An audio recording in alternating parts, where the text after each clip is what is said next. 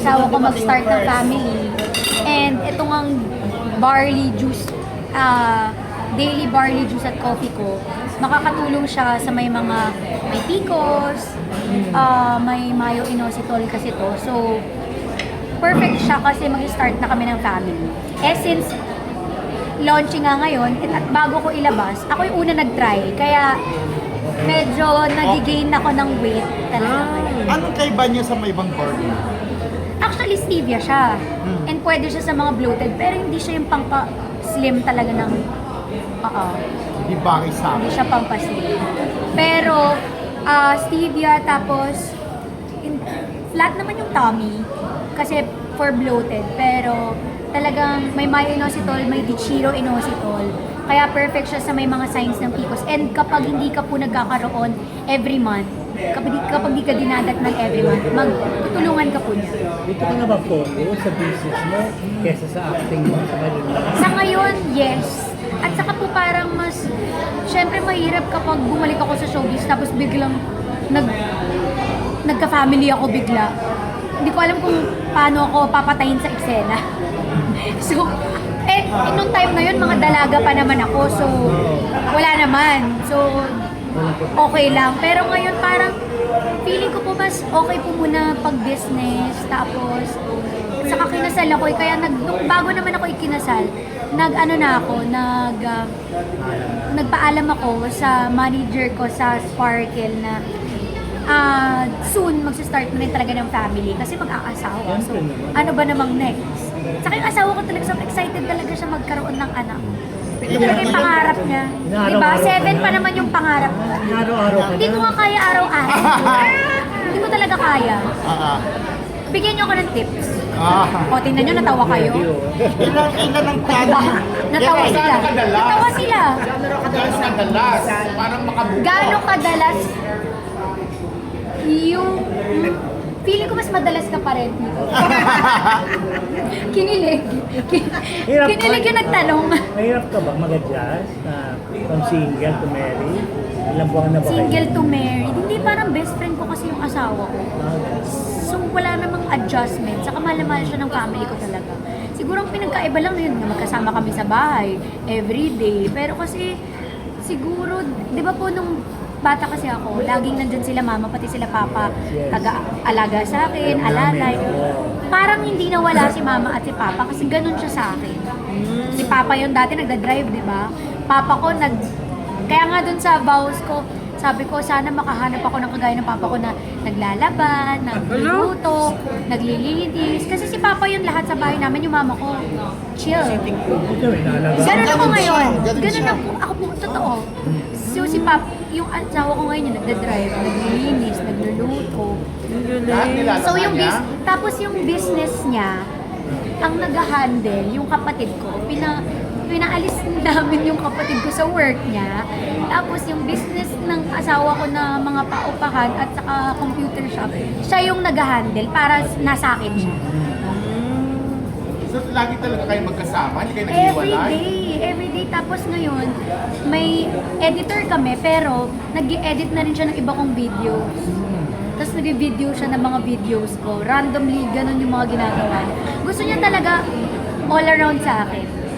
Sobrang grabe yung asawa ko. Disney princess Sinatag na ba yung buhay mo? Hindi, sabi niya Disney princess ako.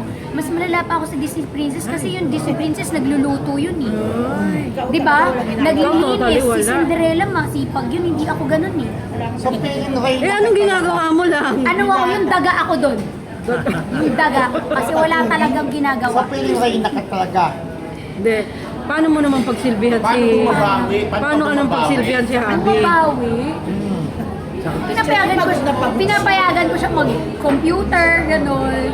Ano ba yun? Ganun lang. Paano mo siya pagsilbihan naman? Paano ko siya pagsilbi? Walang masama. Seryoso ba to? Prinsesa ka nga. Parang siya na lang yung tanongin nyo. Oo. Kaya kasi napansin ko, nung siguro dahil late bloomer ako at late ako nag-asawa, hindi nga ako mahilig. So hindi ko talaga kaya everyday, kagaya ng mga gusto nyong mangyari. At yung Seryoso? hindi talaga. Hindi kaya araw-araw. Siya talaga. Sino yung hindi may kaya ng everyday? Sa inyo po. Thunder na ako. Oh, lalaki sila eh. Ay, parang Eh, ano to kaya pa oh. graduate, pero everyday noon. Hindi naman siya. Twice a day pala. Hindi everyday, twice a day. Paano yun pag kinalabit Tita ka? Pilar, di ba twice a day ka? Oo naman. Pag kinalabit ka naman. Minsan hindi kasi pagod na ako. Paano ka napagod yung wala kang ginagawa? Ah, sorry. Oo nga Kaya naman. diretso naman. Siyempre nagla-live ako, di ba? Ah, ayun. Oo, wala akong ginagawa talaga. Eh, sabi mo eh. Pero pag nagla-live naman ako, si asawa ko naman yung taga-check ng staff. Wow. Tapos minsan, kunyari, trip ko kasi kapag nagla-live ako, live packing, kunyari, may lalabas na waybill. Packing. So, may lalabas na waybill, i-ano nila yon, i-bubble wrap. Yung asawa ko yung nagba-bubble wrap, tapos ako na yung maglalagay sa itim na plastics na dumarating sa inyo. Okay. Hindi talaga. Ano lang ako, once a week lang ako nagla-live packing.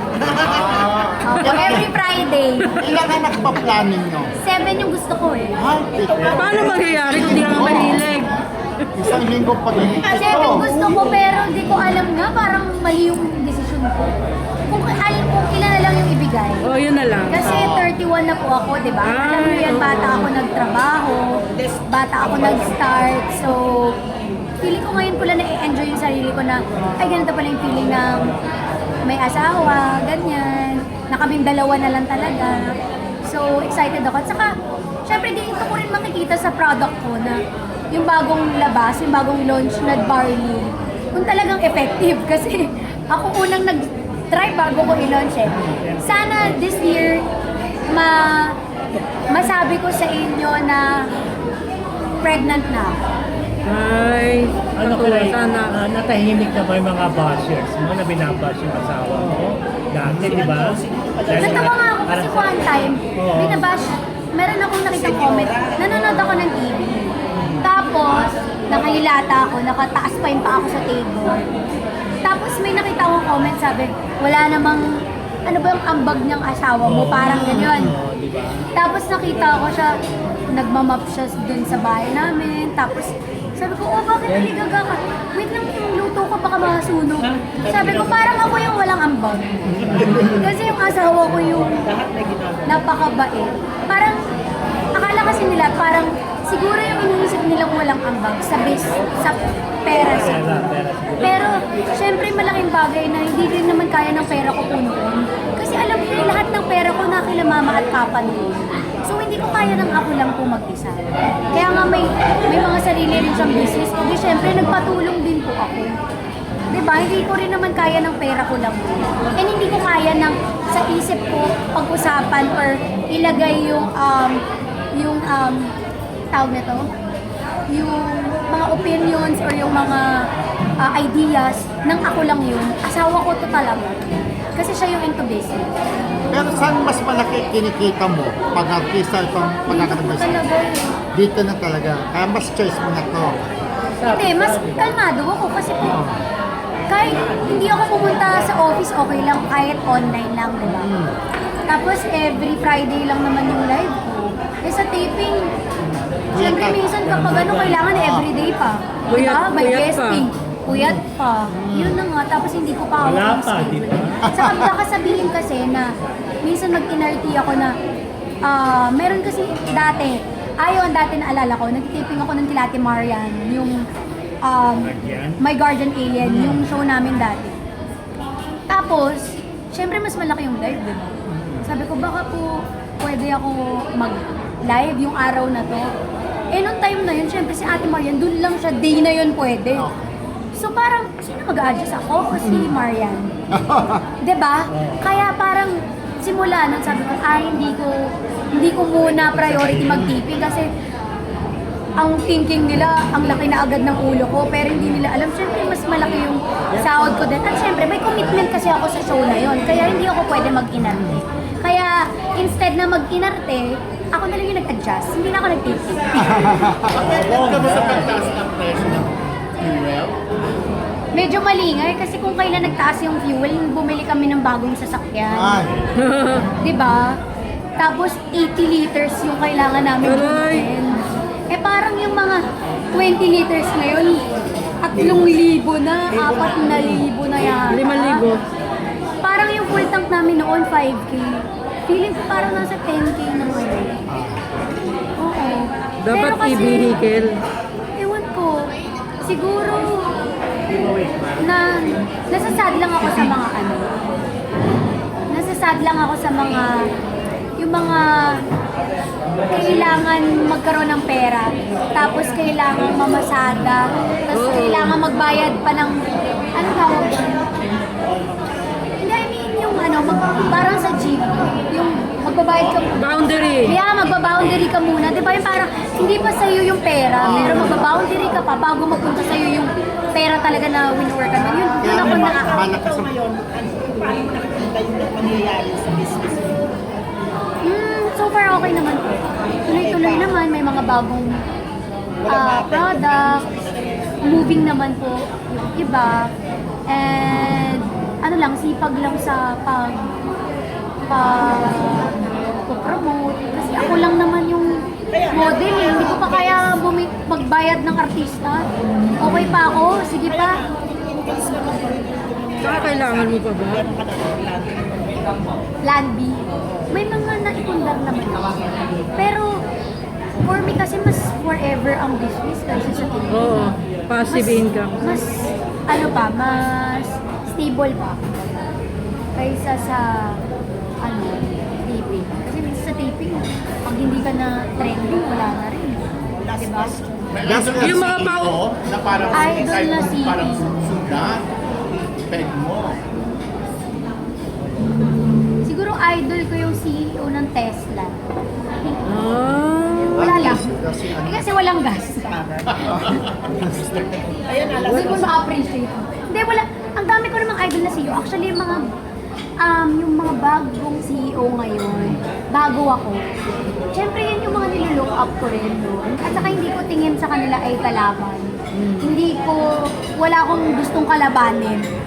Kahit na nasa likod lang nila ako, basta mapunta sa mga pila nila, okay na. Kahit hindi na mapantayan or sumobra pa doon, okay na. Kahanay. Kahit hindi sobrang sikat, basta kalmado lang. Ayan. At saka hindi nawawalan. May isa pa akong bonus question. Kung buhay kaya si TF at makita ka niya ngayon na CEO, sa tingin mo anong mararamdaman niya? Super proud yun.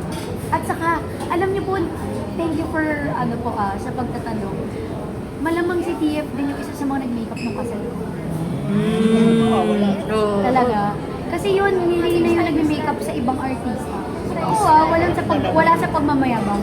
At saka never ako nagbayad kay TF. Ganon si Fanny Serrano. Never ako nagbayad kay Fanny Serrano.